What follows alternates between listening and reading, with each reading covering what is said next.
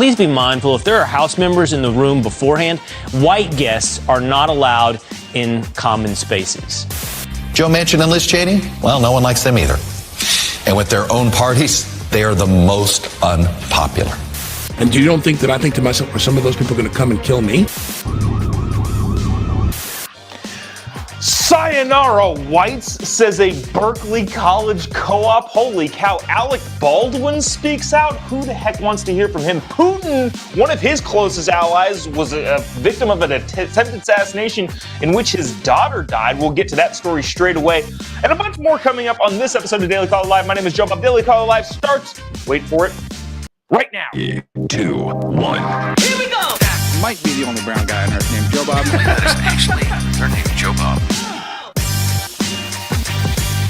Live from the dingy bunker, completely cut off from the outside world, except for you fine folks. My name is Jobob. This is Daily Caller Live. On today, it is August 22nd, the year of our Lord 2022, and a lot of interesting stuff coming up on this show. And I want to start off with a thing that we probably would leave for the end, but I want to get it on right now because I think it's as ridiculous gets. In other words, I don't know if it gets more ridiculous.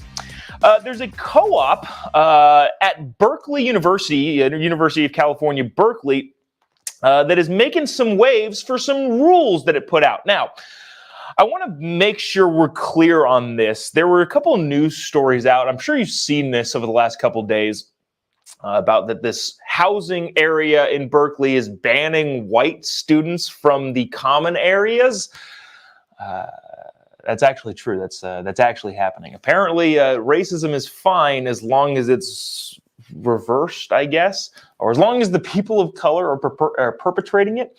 But I want to read you some of these rules. Oh, that's what I was going to say. I wanted to be clear. This is not a on-campus dorm. This is a off-campus co-op that is private in nature and not part of the university's public housing on campus.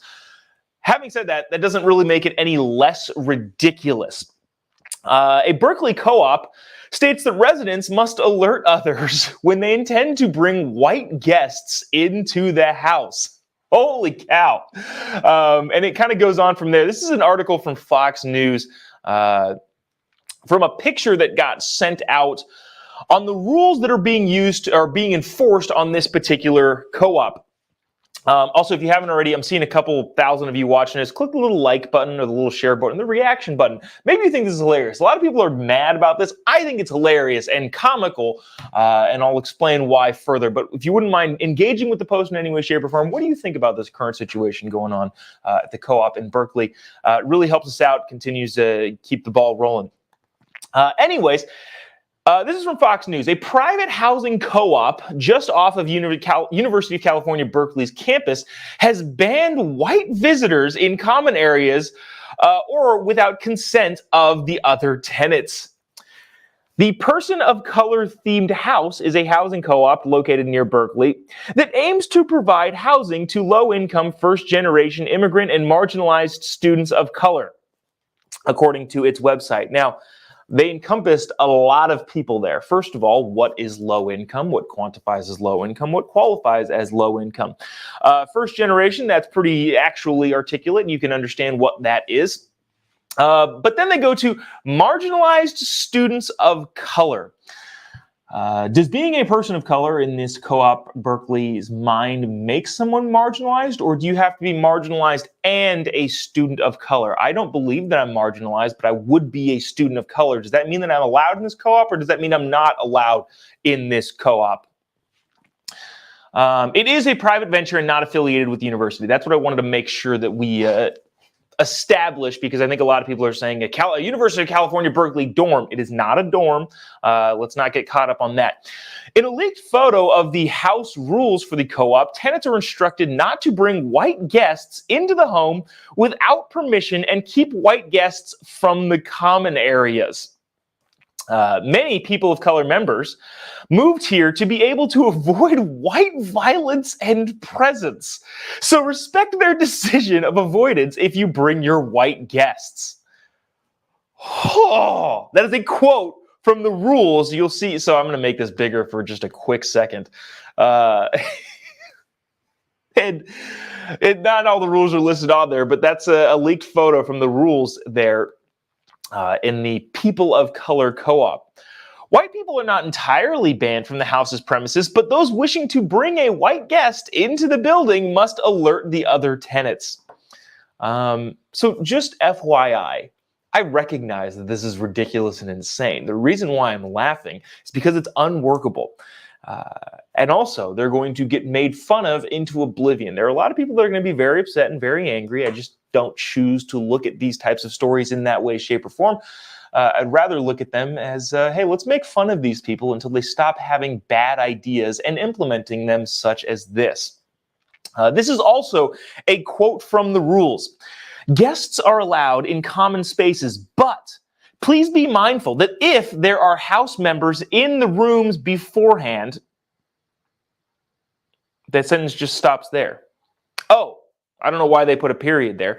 If there are house members in the room beforehand, white guests are not allowed in common spaces, another rule states. Avoid bringing parents/family members that express bigotry. Oh, hold on. If anyone expresses bigotry, you can't bring them in. Who gets to define bigotry and what that is and what that means? The people of color co-op get to, apparently. Queer, black, and indigenous members should not have to avoid common spaces because of homophobic or racist parents/family members. Okay, so here's the thing. Their definition of racism and bigotry is probably out of whack. I would imagine if you bring your, I don't know, dad into the common area of this location, maybe they're going to go on your Instagram, and maybe they're going to go on your dad's Instagram if your dad happens to have an Instagram. Let's use mom instead, just because moms, I feel like, are more likely to have Instagrams. They're going to go on your mom's Instagram account. They're going to scroll to June 2020, and if your mom didn't post a black square, that's bigotry. I should not be subjected to this sort of hate inside the common spaces. Kids these days. Person of color themed house exists to create safe and welcoming spaces for its house members, unless you're white, and build solidarity with communities of color in the Berkeley area and beyond, the house's website states. I don't know. Let's read some comments. I feel like I'll try and read comments. The problem when I try to read comments is I censor these or have to self-censor them or dig through them while I'm talking, which is definitely not the best way to go. Somebody said that this is an entirely black co-op. No, it's a person of color co-op too. I think I would be allowed, unless, of course, they think, what if the person of color is bigoted or racist in their mind? I've been called a white supremacist plenty of times on the internet for wanting lower taxes. How that makes me a white supremacist, I'm not entirely sure, but I've been called it a number of times on the internet. So is this a double reverse? Am I a person of color but can't go in there because of bigotry? I don't have a black square on my Instagram. Apparently now white kids are being racist against themselves. Yeah, no, that's a weird thing too. I don't quite understand how that works. But Susan says blatant racism. Yes, it is. This is just racism, but reversed, which means it's not racist in the minds of the super woke. We'll continue to read some comments here because I think this is fascinating. Obviously, this is not going to be a thing that's sustainable.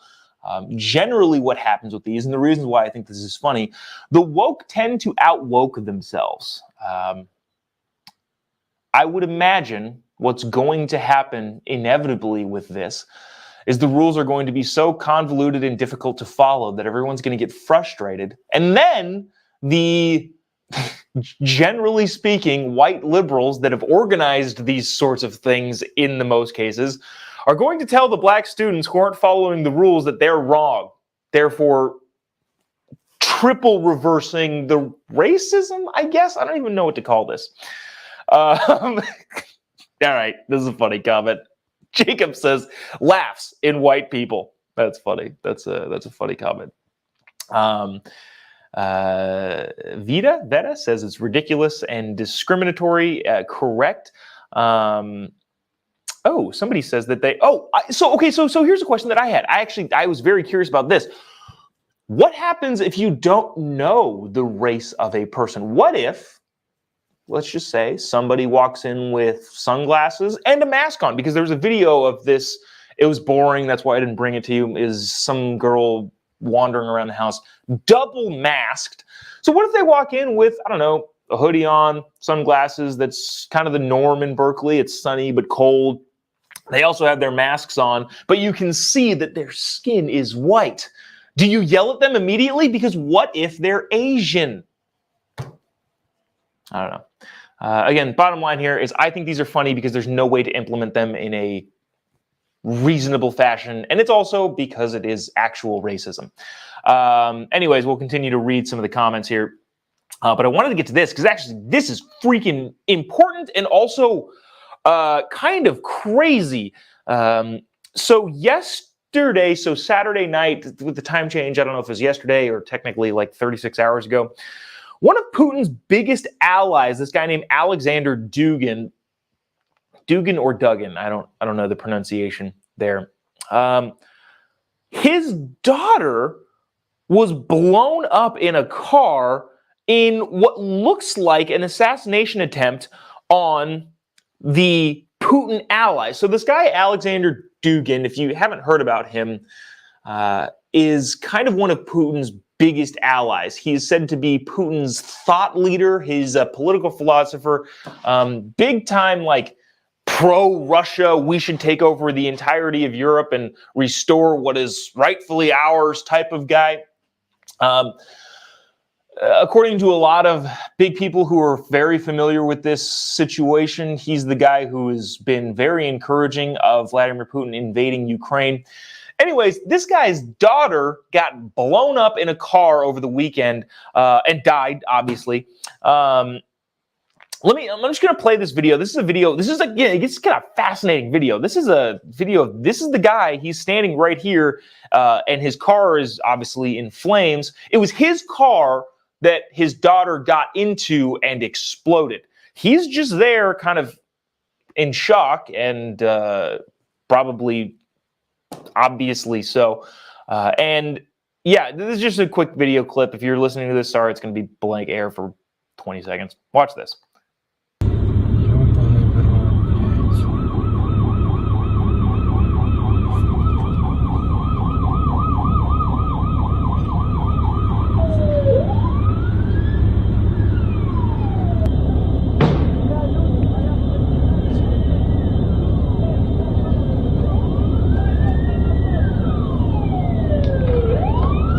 So that thing exploded.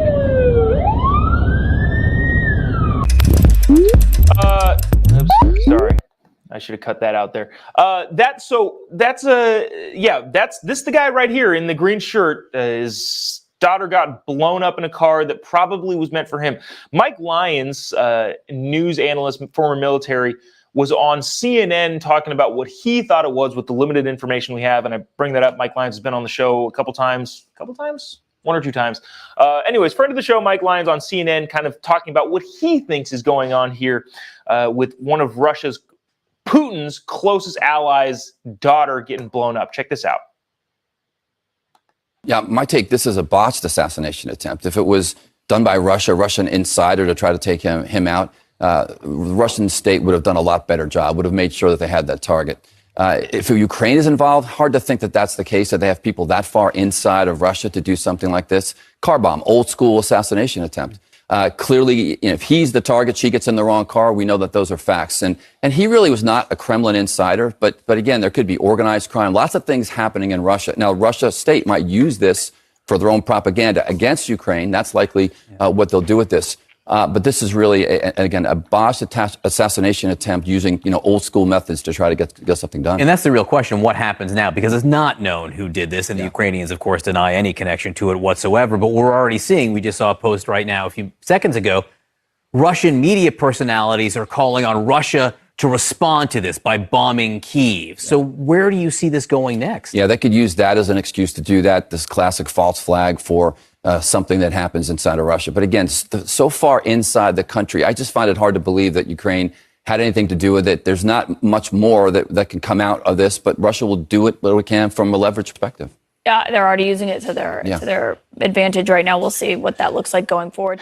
Yeah, so that's actually interesting. I hate to use the word interesting because it is interesting, but obviously not in a good way. So Putin's ally, as Mike Lyons thought, it was a botched attempted assassination attempt on him, ended up killing his daughter. Russian state media, though, called Sunday for attacks on Ukrainian government buildings after the death of a prominent Putin ally in the car bombing outside of Moscow. A Russian investigation committee said the explosion ripped through the Toyota Land Cruiser driven by Daria Dugina, 29, a conservative commentator. See, I should have taken that. I don't like labels. I have said this a million times on this show. So just a political commentator on Saturday night. If they would have said a leftist commentator, would have said the same thing. On Saturday night, RT reported that the vehicle belongs to her father, a well-known Russian nationalist, Alexander Dugin, often called Putin's brain, giving rise to suspicion on the intent if he was the intended target. Bottom line is Russia could possibly be using this to go justify attacks on Kyiv in Ukraine. Now, they also could have done this themselves, as the Russian government thought, well, maybe if we assassinate the daughter of this guy, assuming that he wasn't actually the target, then knowing that she would drive his car, use that to then justify more attacks on Kyiv and Ukraine. It also very much could have, we don't know, could have been Ukraine attacking Russia, which would cause them to react a certain way as well. Or it could have been a mob boss hit. Who knows what's going on here, but it's going to cause more turmoil in Russia, and especially they'll probably lash out against Ukraine.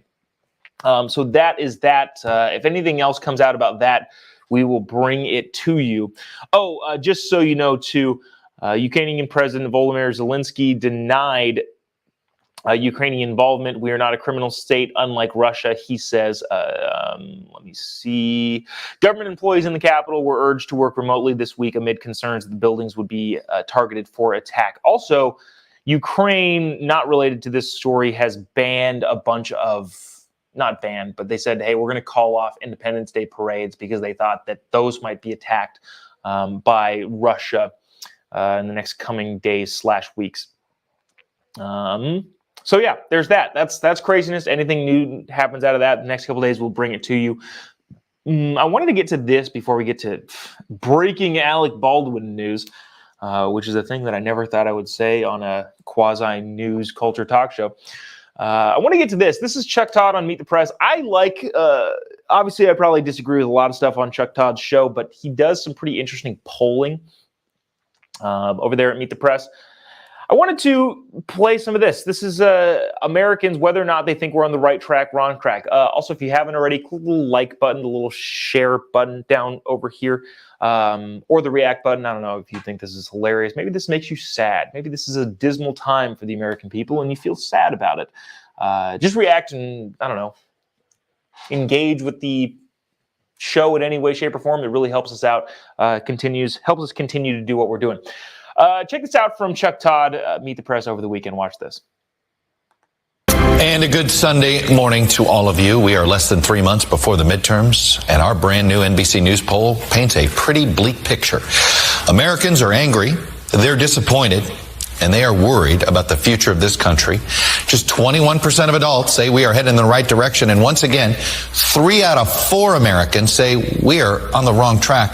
In fact, this number, never before in our poll, has this wrong track number been over 70% for this long. It's been nearly a year now. 58%, by the way, say America's best years are behind us. That's an all-time high in our poll. Yikes. So 70%. Oops. Oh, shoot, I forgot to pause it. This is actually kind of an interesting clip we'll play next. So for over a year, almost a year, over a year, the majority of the country said that they were going to, or they think the United States is on the wrong track. So there's that. And I think the biggest component there is, well, one, nobody can really deny that it's on the wrong track. But we've been saying this for about a year now. I think this probably just thinking about in time, we're right at the time a year ago where the Biden administration was exiting Afghanistan in the tumultuous way that they did. But the longevity of the high percentage of Americans thinking that we're on the wrong track is interesting. Now, I wanted to play this other clip from Meet the Press. Chuck Todd asked a Republican congressman what they're going to do about inflation. Now, I wanted to bring this on because while I disagree with the Biden policies to implement them, Chuck Todd asked, what are Republicans doing proactively to stop inflation? The answer to that is you can't really do much. The Fed can jack up interest rates as high as they can, and there really isn't much to do. So there really isn't a Republican solution. And a lot of people on the left are pulling this clip out and saying, yeah, they don't have a plan either, which is true. There is really no Republican plan to stop inflation. Unfortunately, inflation is just going to do what it's going to do until the Fed jacks up the interest rates and we stop spending money. Now, that's not to say that the Biden administration hasn't made it worse, because they have in a lot of different ways. The massive trillions of dollars of spending that we've done since Joe Biden has come in office has not made anything any better. So I understand why Republicans would oppose new spending. But at the same time, when Chuck Todd asked this question that you're about to see, I just kind of explained the whole thing. What are you guys going to do proactively? You understand why the Republican congressman doesn't really answer the question at all. Check this out. I'm not sure if we're going to play the entire thing, but this is just kind of interesting in how the politics is playing out around inflation. Ask you this. What is your plan to deal with inflation? What is the Republican plan to deal with inflation other than not supporting Joe Biden policies? And I say that because what is the proactive agenda here? Well, we have a positive agenda. We have a commitment to America, and we're going to get back to basics. Republicans are going to win landslide elections, not just because Joe Biden has done such a poor job and congressional Democrats have failed the American people on the economy, crime, and the border, but because we have a positive agenda to secure the border, to get back to basics, to stop the flow of drugs into our communities. Okay, dude, but he asked you about inflation. This goes on for probably another minute of him kind of just rambling about the Republican platform, which is fine. But the bottom line here, and I feel like everybody should recognize this, is there's really no good way to stop inflation. It's going to take the Fed raising interest rates. It's going to take people being scared to death to spend any money to tamp inflation down. Because when new money is being created, inflation goes up. This is just simple economic principles. And there's really not a ton that the Republicans, when they take back the House, can do. And there's really not a ton that Democrats can do either, except for stop making it worse by spending more money, which is what I've been complaining about for the last several months. So there's that, which I don't know. I just thought that was interesting, and that's something that the lefty sides are playing. Well, look at this Republican congressman who's not saying anything, which he didn't. He didn't say anything that was going to actually stop inflation.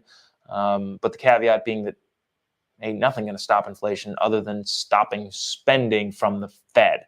Sorry. I mean, the interest rate from the Fed, interest rate going up and stopping spending government money.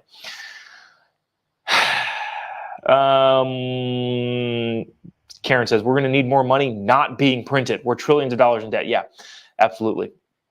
Non sequitur totally brings me to this. Alec Baldwin did an interview with CNN, which, by the way, I'm reading comments, but trying to also talk about Alec Baldwin. Gabriel, who's a big fan of the show, I think watches every day, said, but Republicans don't have any power or control right now, so that's a stupid question. So the question was posed, just to make sure we're being fair here, the question was posed by Chuck Todd, hey, when you guys take the House back, what is your plan? What's your specific plan to stop inflation? And that was his answer. Obviously, Republicans, you're right, don't have control. But pretty much everybody agrees the Republicans are going to take back at least the House, and it was probably the Senate, but that's kind of a toss-up now, too, because of some of the candidates that Republicans have put up in certain states. Yeah, they don't have power now, but they will soon, and we'll see if they'll be able to do anything with it. Anyways, Alec Baldwin was on CNN giving the interview, which, first of all, why does anybody care about what Alec Baldwin has to say? But it was kind of interesting and maybe shows that this dude is delusional. Watch this clip and we'll kind of discuss at the end of it. Let me know in the comment section what you think of this, again, this Alec Baldwin interview clip. President of the United States said he probably shot her on purpose. To me, was really the only time I thought that I was worried about what was going to happen. Because here was Trump, who instructed people to commit acts of violence, and he was pointing the finger at me and saying I was responsible for the death. 1,000% I'm nervous that a bunch of people who were instructed by the former president to go to the Capitol, and they killed a law enforcement officer. They killed somebody.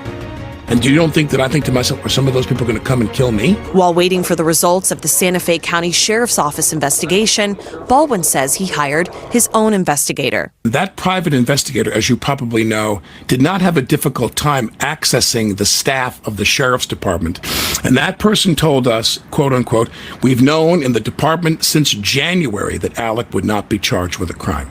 A sentiment echoed by his attorney. Do you think that there is a possibility, though, that he could face charges at all? It would be a huge miscarriage of justice. Okay, so they're obviously, what they're trying to do there is make it so that the public or the media thinks it's absurd if Alec Baldwin, how could they ever charge him? So that when they do charge him, they can get public support. Maybe, but I don't even think they're doing a very good job at that. But what I thought was really interesting in that clip is Alec Baldwin said that he thought Trump, the president of the United States, might tell people to go attack him. What I would say to that is, dude, you ain't that important. Even if that were a thing that the president of the United States would do, wouldn't probably be to an actor who was in a tough situation. I feel like, I don't know. Who knows where Alec Baldwin's brain is nowadays? Because, yeah. Oh, also, yeah. Sorry, there was another. So there was another thing that he said there. That he said Donald Trump made people go to the Capitol and they killed someone. That's just not true. People talk about and I don't have all the, I forget all of the particulars. The Brian Sicknick, I think the guy's name was, the Capitol police officer that ended up passing away from a stroke, I think 2 days after the Capitol riot. I don't know what Alec thinks happened, but that's just not accurate. So there's that. But I thought the bottom line, and the funny thing was is that for some reason he thought he was important enough for people to come after him. So there's that. Anyways, that's going to do it for us today. Kind of a tumultuous day here at the Daily Caller Live. A lot of stuff going on. So this is kind of interesting. The Biden administration hasn't had a press conference, I believe, since August 9th. Joe Biden has been away from cameras for a long time, which is weird because generally speaking, if you pass a big winning legislation, I don't believe it's a win, but they do. You're out on all of the cable news shows, all of the evening news shows, all of the weekend news shows bragging about it. But he did not do any of those this week. So that probably goes to show you that he's not really capable of doing it. But nevertheless, we'll keep an eye on the White House if they do a press conference in the next couple days. But yeah, I think it's, 13 days since the White House has done a presser. Kind of interesting. So let's see. We will be back here tomorrow. If you haven't already, give me a follow on any of your social media platforms. Just type in JOBOB pretty much anywhere. You'll be able to find me. Twitter, Instagram, YouTube, Facebook, Getter, all of them. A lot of people send me a lot of interesting things. I actually got an Instagram message that we're talking about the Berkeley CoOp thing. So, yeah, I do read them. And, yeah, if you send me something interesting, maybe we'll get it on the show. That's going to do it for us today. We will see you tomorrow, same time, same place. I'll be on Newsmax, 6:45 Pacific time, 9:45 Eastern time on Prime News, I believe, with Jen Pellegrino. Catch me there. If not, we'll see you tomorrow, same time, same place. God bless America.